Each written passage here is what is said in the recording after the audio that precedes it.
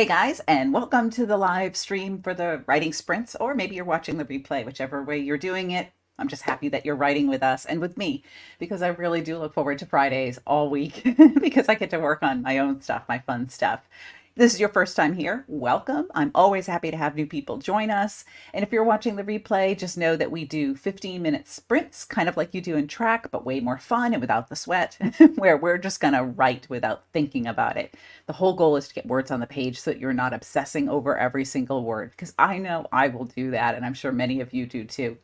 And in between, I answer your writing questions. So if you're struggling with your plot or with your characters, or if you watch this week's video and you have some questions, just drop them right in the chat, and I'd be happy to answer them during the live stream. Now, if you have a question during the replay, you can still comment on the replay and I will see it. So just let me know what those questions are. And it's so good to see so many familiar faces here, Gayla and Wendy and Silver Ali. I'm really happy to see you guys here. And Silver Ali back in Egypt. Oh my gosh, that's such a cool place to be. I think it's really awesome. I'm here in Florida where it's like a million degrees outside. So, but if you are in Florida, I will be speaking in Jacksonville next weekend. I'm doing two workshops in Jacksonville, one on dialogue and one on 6 secrets of compelling novels. I build it as 5 secrets, but I actually have 6, so it's going to be 5 plus a bonus. So if you're in Jacksonville next weekend, feel free to go to First Coast Romance Writers, I think that's the group, and see that workshop there. So I'm so glad you guys are here, and I hope you have had a great writing week. I am going to be working on my writing compelling fiction workbook again, the workbook to go along with the book itself, because I am bound and determined to get that out. And if you haven't seen this week's video yet, this is the link to it. It talks all about character arc growth. So I show you in 2 different books how the characters grow and change from the beginning to the latter part of the book. Hi, Miss Blogger. Nice to see you here. So it talks about like how you show that those insecurities and anxieties and fears that the character first has, and then how they grow and change, and how that ends with the book. And not all books necessarily end happily. Not all books necessarily end with people super changed and grown up, but there is a change. And so I compare and contrast 2 different books with 2 different growth arcs for the characters so you guys can see how you put that on the page. And in between, obviously, there's a whole bunch of growth moments that happen. Nice to see you, Robert. And so today's writing prompt, which I'm going to add here, oops, I'm on it little still, is all about writing either a glimmer moment or a trigger moment. And if you don't know what those are, that's because you didn't watch this week's video. No problem. Y'all have lives. I get it. But a glimmer moment, for those who have been here a lot, know that it's a moment of hope for the character that things can change. And a trigger moment is a moment that brings up all those deep, dark fears and anxieties and everything. So like if you're a person that has been in a domestic violence situation, for instance, then you would be triggered if you saw people arguing or saw people getting into a fight. That would trigger all of those anxieties and fears and stuff that you have, and anxiety that you have about being in that kind of situation, even if you're not seeing the person that was violent to you arguing. You could have a glimmer moment if you see 2 people having a really healthy discussion where there's no arguing, no hitting, none of that. That will be a glimmer moment of hope that your future could be like that. And that's what I basically mean between the 2 of them. Trigger moments bring up all those anxieties and fears. Glimmer moments show you the future that could be if you basically got your act together and kind of dealt with your insecurities.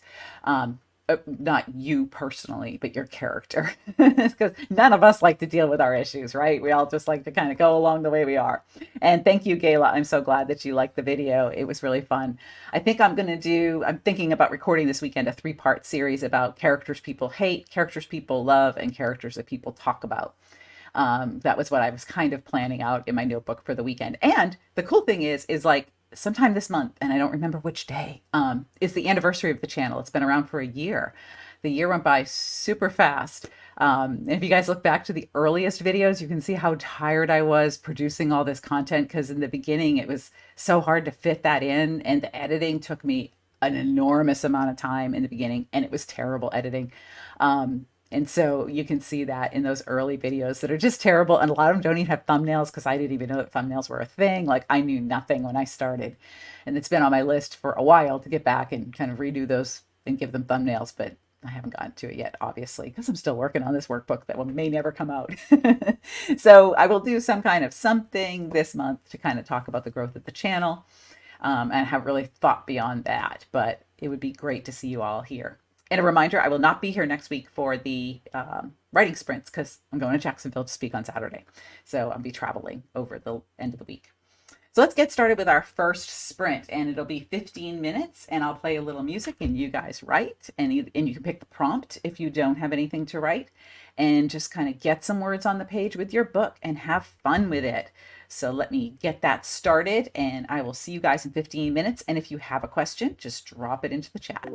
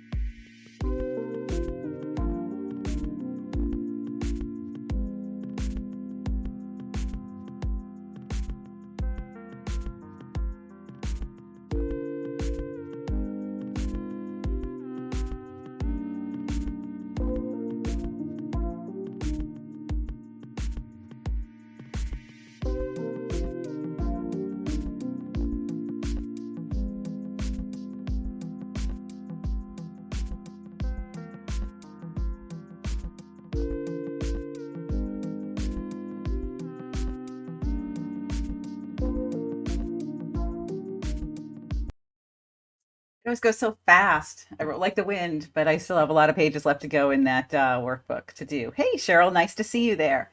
And yes, no, it's fine. You guys can share your scenes in your private mastermind groups. I would just keep it to the private group. I just didn't have a chance to comment on it. Plus, you and I'd gone back a little bit about your scene before. I'm trying to get a million things done here. 4 books coming out this month from clients or next month.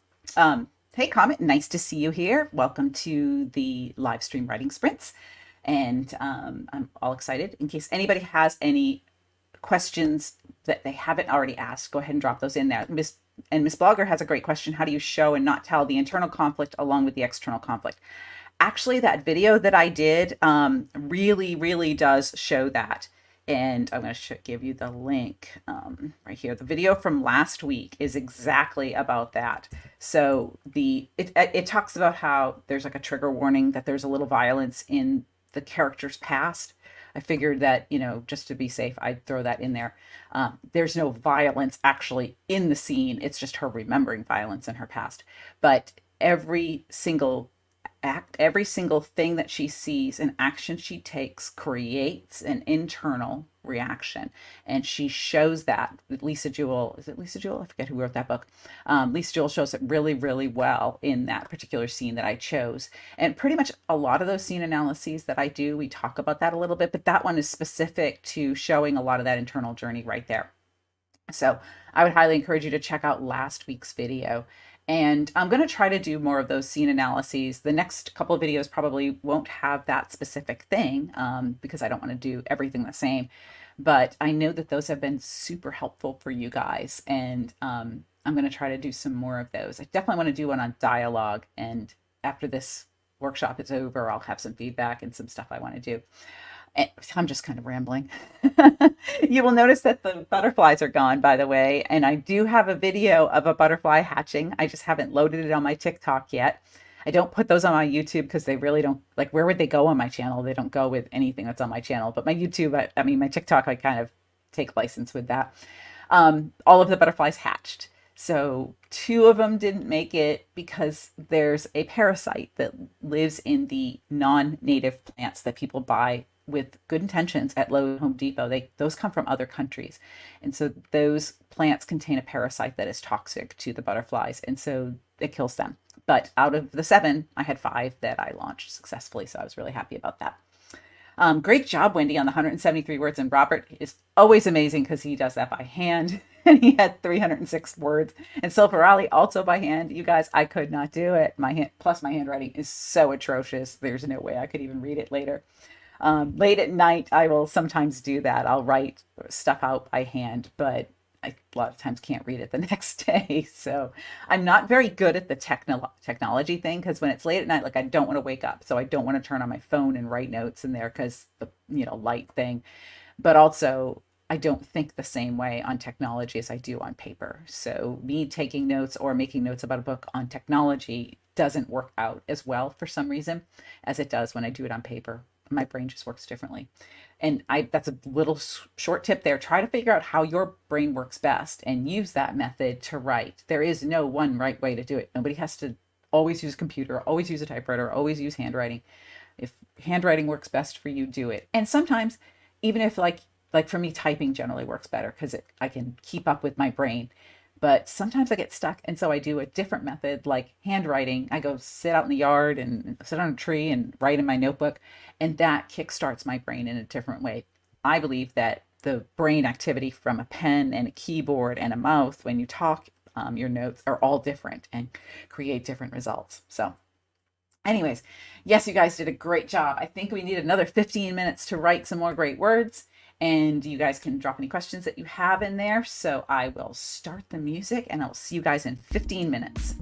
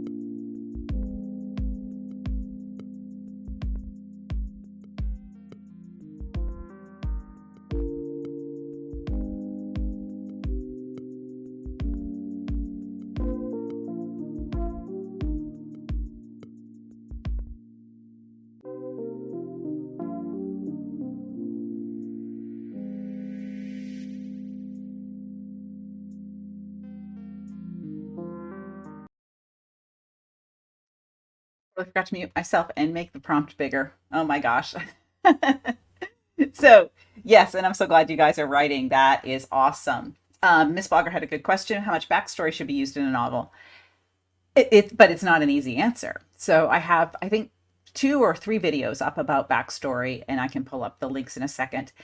Backstory has to be there, but it has to be layered in correctly. And if you watch that video where I analyze that scene, I show you that it's just like a paragraph.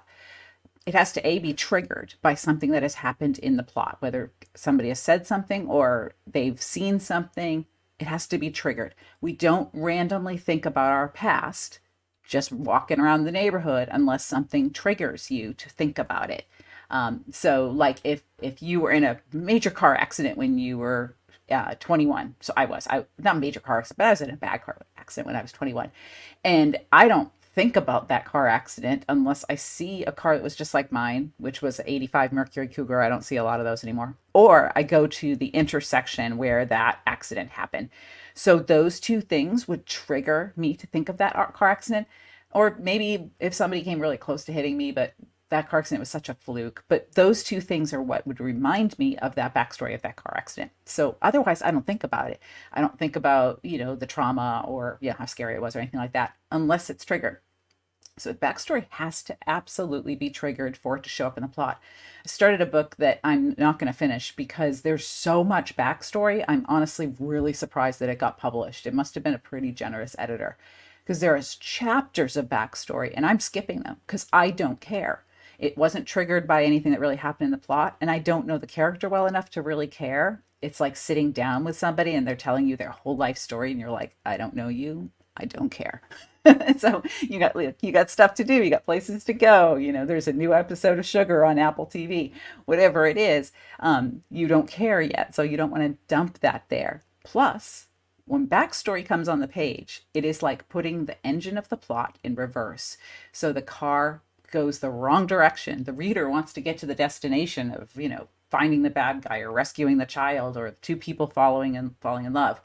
When you do backstory, it's as if you turned around. And if you've ever driven a long distance with a couple of kids in the back, or if you had to pee or something, turning around and going back is not fun. That's not what you want to do. And so it just stalls everything. And when the book gets stalled, the reader puts it down. The reader doesn't care.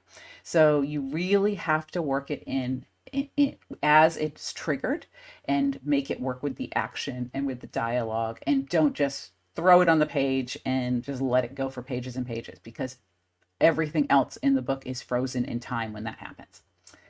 So, and Cheryl's working on her revisions, and Wendy did great, and Gayla did great. You guys are all doing really great. I'm still working on the workbook, and every time I go through it, I like think of 75 other things that I want to add, and it's already at like 11,000 words, which is a lot for a workbook, to say the least. It really is, because I've got a lot of exercises and stuff in there.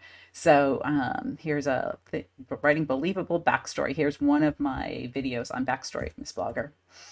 So I've got a whole bunch of stuff I want to keep adding, and I've got like 10 pages left to edit and a bunch of notes that I want to add at the end. So, and Miss Blogger, cause and effect is in basically every single one of my videos. So when you watch them, there I talk about cause and effect. Like, this happened, so this is how the character is reacting, and that it's all tied in together. You know, when the character has a goal and they don't achieve it, this is the effect of that. So I don't say specifically cause and effect, but we talk about how it all interlocks. I very much believe that books are interlocking, and the action that a character takes, which is what the chapter that I am just working on right now for the internal conflict section, the action that a character takes has either failure or success, and that failure or success creates a new event, a new problem, and then creates an emotional reaction in them, which then creates their next action. So all of it interlocks. And I think you asked me about theme last week. I don't consciously write a theme into my story. I think it's really obvious if you are like, okay, I want my theme to be about accept yourself as you are, or whatever you're going to throw in for a theme. And B, I think all authors have a theme that they are writing, whether they realize it or not. Everybody that I know that is an author whose books I have read like a majority of, I can see that theme in all of their books, because I've become familiar with their books, and all of my books have the exact same theme at their core. I think that is like a personality kind of belief that you have, a belief system that's really important to you, that shows up in your books, whether you put it there on purpose or not. And when you're really obvious about it, it's like a book report, and nobody likes to read that. So Robert, 302, that is awesome. And yay, tying together a couple of events in your story. And I'm going to post, of course, this is a rough draft of this internal, this is a rough draft from the workbook. I'm trying to think and look for the same time. And I was going to look for this little section that I had. I'll probably post it during the writing session, because I'll find that interlocking paragraph that I literally just wrote and throw that into the chat for you guys, because otherwise you'll just sit here like backstory and just watch me reading, which is not fun for anybody.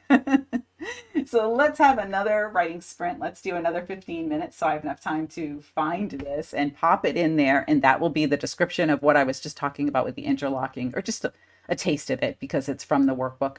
And there's a bunch of another 10,000 words all around that. So, but anyways, I'll throw that in there to explain it. And again, let me know if you guys have any questions, and I will be back in 15 minutes.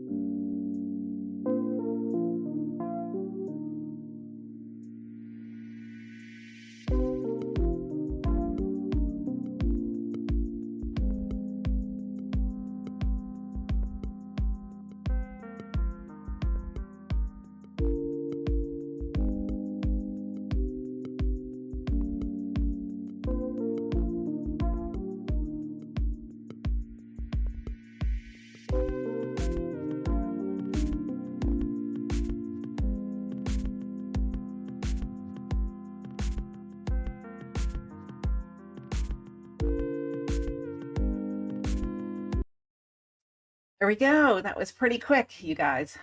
I almost finished the what do you call it? The workbook. Almost, almost. And you guys, I've threw in the secret preview here excerpt from the upcoming workbook, which again, hopefully within a month I'll have that out. I've got to get it over to my formatter. Got to finish it and get it over to my formatter. So it's very close to done. I have like an FAQ I'm going to throw in the back with some questions that people ask me very often. And I'm just finishing up one chapter on it and then it'll be done. So awesome. And Miss Bogart, I read the excerpt of that book and I'm not going to buy it. So that's all I'm going to say. I don't generally give bad reviews to books at all because obviously some people loved them and that's why they became such a big hit or they sold really well or people adored them. Like personally, I don't like Colleen Hoover books at all. Now, I think she's a smart author. I think she did a lot of smart things, but I don't like her books, so I don't read them. I love Lisa Jewell and other kinds of authors and Lucy Foley. There's a lot of other women in that same kind of space that I really love. So just because I don't like a book doesn't mean other people won't love it or like it. And the book that I'm reading right now that I thought had a ton of backstory, it has a whole bunch of praise and reviews on the back. So other people loved it and I'm not going to finish it. Life is too short for books that you don't love. So if you don't love a book, don't finish it. And I don't like to bash other people's work, so I don't put out bad reviews. I only review books that I really loved. And so pick up another one. There's 19 million of them out there. There are plenty to choose from. So you guys did really, really well there with words and everything today. You guys all wrote like the wind. And I'm so excited to have been working on that workbook so that I can get that out to you guys. And again, if you're in Jacksonville this weekend, next weekend, the 11th, I will be there speaking about dialogue and about compelling novels. I have 2 workshops to teach for First Coast Romance Writers, I think is the name of the group. And I don't have another workshop coming up again, I don't think, until Georgia, when I will be back at Moonlight Magnolias in the fall. I think I might have an online one in July, a couple online ones in July. Now that I think about it. But I don't think I have any other in-person events between here and then. So I hope you all have a fantastic weekend and you guys write a whole lot. And I will not be here next week, so you won't see a live stream set up for next week. I'm really sorry. Feel free to write amongst yourselves. But I will be back the following week. So thank you all, and I will see you in a couple of weeks. So have a great writing time, you guys.